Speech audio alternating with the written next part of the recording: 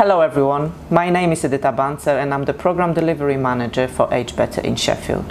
I would like to say a big thank you to our colleagues from Ambition for Aging for the invite. It's lovely being part of it. Our Age Better in Sheffield programme works to reduce loneliness and isolation amongst people over 50 living in Sheffield. It seeks to work primarily across 4 wards, 2 of which have particularly high levels of BAME communities. Within our programme, we have commissioned a number of projects that have focused entirely on working with people from BAME communities. And these are Smartphone Smart Friends, which work with Chinese older people to help them to use smartphones to increase possibilities of social connection. Aspiring Communities Together offered weekly sessions based on improving and maintaining health and well-being. Within this project, the Community Connectors were local familiar faces who had a brilliant knowledge of what was going on in different communities. The project we want to talk to you about today is A Better Life, which supports individuals in the Burngreave area of Sheffield. So now let me pass you on to Safina Aslam, who is development worker, who will talk to you about the project. Hi, my name is Safina Aslam and I'm a development worker who works for an organisation called SOUL, which is a community regeneration programme that helps people with their health and well-being and employability. I primarily work with the over 50s in the Burngreave and Firth Park ward. I've grown up in Burngreave and worked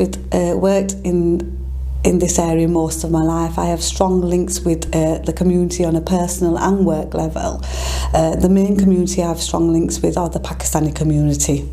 The project I work for is called Better Life and it started in 2018. The project is a mixed intervention approach to remove barriers of financial inclusion and to reduce social isolation and loneliness for the over 50s in the BAME community. As this is a test and learn programme, we are testing 2 models of delivery: one-to-one support and group work and social cafes. The one-to-one support is primarily working with people, helping and supporting them with their benefits and accessing the benefits system. We do this working closely with Citizens Advice Sheffield and we employ a worker through them to primarily work with the over 50s in this community. He supports them with the benefits, goes through all the forms with them, and we are fortunate that he speaks 5 different languages, so Katab does a wonderful job of making sure people are accessing the system in the best way possible. We have group work in local community buildings, but we also work with other organisations in working within their groups and increasing financial literacy and advising people where possible. One aspect of the project is being linked with the GP's social prescribing service. So have fortunately contracts with the local GPs who will refer to us via the social prescribing model. This involves any non-medical issues that the GPs come across with their patients, be referred to SORs, triage and assessment workers. Once we receive the referrals, it could be anything from benefits advice, health and well-being, support with loneliness, mental health. Our triage and assessment workers will call or visit the client to discuss their needs and where we can support them or even refer them on. In relation to this project, the triage and assessment worker might establish that the person's feeling lonely or depressed due to financial worries. That's when they will assess this and refer into our project for me and my colleague to support them with further. An example of this is an older man from the Yemeni community who was attending the GP quite frequently. It came apparent that it was mainly for non-medical issues. He needed some translation and support with understanding his bills. The GP referred to us and our triage and assessment worker referred on to myself, and we encouraged him to attend our social cafe. He now comes quite regularly to our social cafe and he will bring any items which he needs support with and translating and phone calls that need to be made to the cafe, and I would support him with this at that time. This is obviously due to the language barrier, not understanding written English. This has proved successful, and he's also, when he comes, he enjoys doing the art therapy, engaging with the other people and engaging with the activities of exercise. So we feel that this has helped on many scales, and now he doesn't attend the GP as often as he did before. So we feel that's quite a successful story in terms of using the social prescribing model. So the reason why we feel that the financial inclusion project is needed in this community is that the communities face quite a certain amount of barriers. You know, the big example is language barriers, dependency on the children, the complication of the infrastructure of the benefit system, the accessing services becomes difficult when they've never really had to. You know, the cultural norms of depending on family, and also the thing about husband. Many clients that I deal with, their husbands have dealt with the bills and the finances in the house. A great example of this is within one of our groups. I had our worker Katab come to support people with benefits advice, and he was there on hand. A lady approached him and discussed her concerns about being widowed and having not being able to manage the bills, because it was something her husband did quite on a daily basis. She was also suffering from anxiety and depression following her death of her husband, so that didn't become priority in her life, and it became that the house that she was living with, her bills and the debts increased due to not making that a priority at that time. Following this, Katab advised the lady of what options are available in terms of clearing her debts and also accessing some funds from the benefit system. This example was quite significant because the lady had support from myself, because I had the community language. Also, I supported visiting the employment tribunals for her to get the ESA. I supported accessing the debt advisor at the CAB, who gave the specific advice about getting the debt cleared. She also needed support in terms of her mental health and well-being, and I kept in touch with her to support her with this and just to clarify the infrastructure and the system of the benefits, just to make it reduce her anxiety around this. So we were successful in clearing her debts and clearing the bills for the property. The property she was living in, she actually left that property and moved in with her daughter due to not being able to afford it. But obviously the debt still stayed with her. So we were quite pleased that we got this clear, and it proved quite successful for her because she was not aware that she could get these debts cleared through a debt relief order. So that's an example of how a group work and one-to-one intervention support works with the community that I serve. The value of a project like this is meeting people of where they're at in the community and supporting them through the processes and systems that they may feel are complicated to them at that time, and lots of other things may come with that. Added value for me is having the community languages and being able to build relationships and sustain resilience and empower people. A great example of that is recently during the COVID crisis, one of my groups, which have about 20 attendees, up to 20 to 25 attendees, they started ringing themselves between each other just to check on each other and just to ease loneliness and ease fear of the coronavirus between them. I can speak for hours about my passion on this project, but it's over to you and myself and editor, our programme manager, and Gilly, who's part of the learning and evaluation of the project, is available for you to ask questions. Thank you.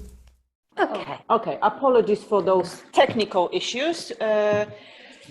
We hope you enjoy our little presentation. Like Sofina said at the end of her video, it's myself, Edita Banter. I'm the program delivery manager here in Sheffield. We have Julie responsible for learning and evaluation part of the program, and Sofina again, straight from her video here around the table with us. So we are open to any questions, any comments, reflections. I believe in accordance to agenda, we have 2 minutes, but I'm guessing it may be a little bit more.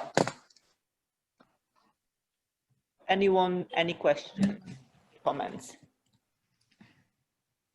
Rihanna? Hi, I really enjoyed listening to all of you about your project. It sounds fantastic and really good examples. And it just highlights how important it is to have an understanding of the communities that you're working with and having the skills to engage with those people, because I think they're so vital, as you've mentioned. Wonderful. Thank you very much. It's lovely to hear from us, and we're very happy that it came very strongly from our video that these are the main things you have to have in place if you are thinking of achieving any success working on a project like that. Thank you. Is there anyone else? Any questions, comments, reflections?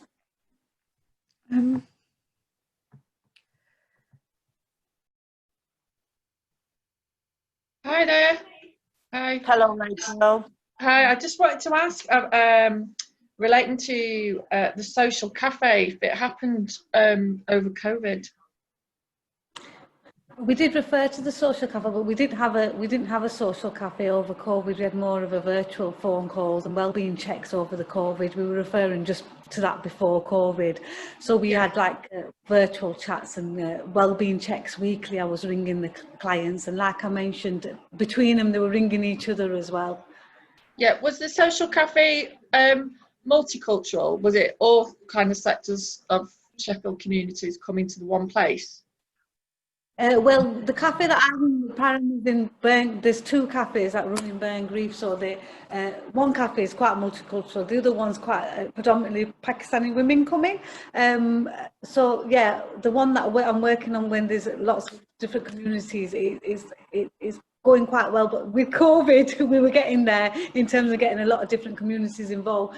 The example of Sal, the Yemeni gentleman, he attends, and then there's a guy who's from a Black and Afro-Caribbean background, and then there's an English woman, and then there's a Pakistani lady. There's quite a lot of diversity in that group, which is quite really, really good, and it's nice to see them together. But it is something that we're going to have to relook at now with COVID happening. Yeah. Thank you. Thanks a lot. Thank you, Rachel. Hi. Can I just ask if you did any sort of cross-generational stuff, especially in COVID, when elderly people who were shielding couldn't leave home? Was there any young people getting involved in the project, maybe to support the elders? We didn't, apart from the wellbeing checked and the other workers being in touch with them via the phone and arranging like food parcels, and we were very strongly linked with our mutual aid group in the area. So we had volunteers. We did a leaflet drop because we found my issue was people not being aware that services are available because they're not accessing things virtual. And apart from me phoning them and telling them, there's some of them hard to reach that don't come out of the house.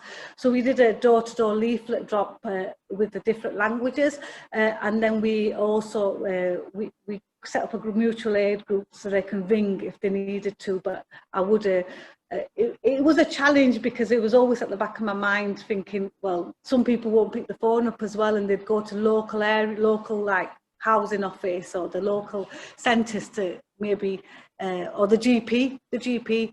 We're quite, with the social prescribing, we're quite fortunate that the GP gave us a list of people who they wanted us to contact, who they felt who were shielding, just to check in on with them. And as a community organisation, we could do that, and not so much me, but my colleagues have been ringing them and checking on them just to make sure they're okay. I think to touch on that intergenerational element that you've asked, it's never been built into this project to do this piece of work. So actually, as we went into our crisis mode, like all of the other agencies in the country, there was an awful lot of time to get it off the ground really quickly. This is definitely something that's been picked up within a different projects, but not this this particular one. Thank you, Sarah. Thank you. I think, Ruth, you had your hand up. Yeah. It's just really, have there been any communities that you think you've found more difficult to link into, who are perhaps underrepresented in terms of accessing your services? And have you any ideas about why that's the case? Yeah, if I was to be honest, the main community that I found quite difficult to tack into is the Somali community. The community where I serve, there's lots of different communities, and obviously because I'm of a Pakistani origin, it's easy for me to be able to access and know where the links are for that. The Somali community are have been difficult. They are meeting. Burn Griefs is like, it's like an oyster of many things, and they are meeting in certain things. But a lot of the women tend to meet. The men tend to either be at the mosque or working quite a lot. So that's something that I'm mixing men and Somali community is something that we're looking at in the future, because it is a hard to reach group in our area at the moment. That's really interesting. Yeah, thanks. But that's not to say they're the only one. That's the only one. Thank you, Ruth. I think we have about a couple of minutes left on this question and answer. If anyone has a question, a comment or reflection to share. Brianna? I would suggest maybe something that you could try is finding local Somali contacts, community champions, or people that are well known in that community, because if they trust the individual from their community, they're more likely to then engage with you if they're recommending you. Just a suggestion. Can I pick up on that? Yeah, I think you're absolutely right. I think this is something that we've shown through the test and learn side of Age Better in Sheffield, that trusted community contacts are always the best way in, particularly with new project work. In fact, there's probably no other way in to many communities except to go through a trusted representative. So you're absolutely right. And I think if we had longer to extend this work and we were able to, you know, if organisations like Safina's were able to get future funding to continue and develop this work, obviously that would be the next step, would be to start to look at those trusted contacts outside of perhaps the community that Safina has already been very successful in. Thank you very much. I think our time has come to an end and we all will be leaving the breakout room. So thank you very much for your attention. Any questions, you will have our details in the conference program. So please do get in touch. We're more than happy to share.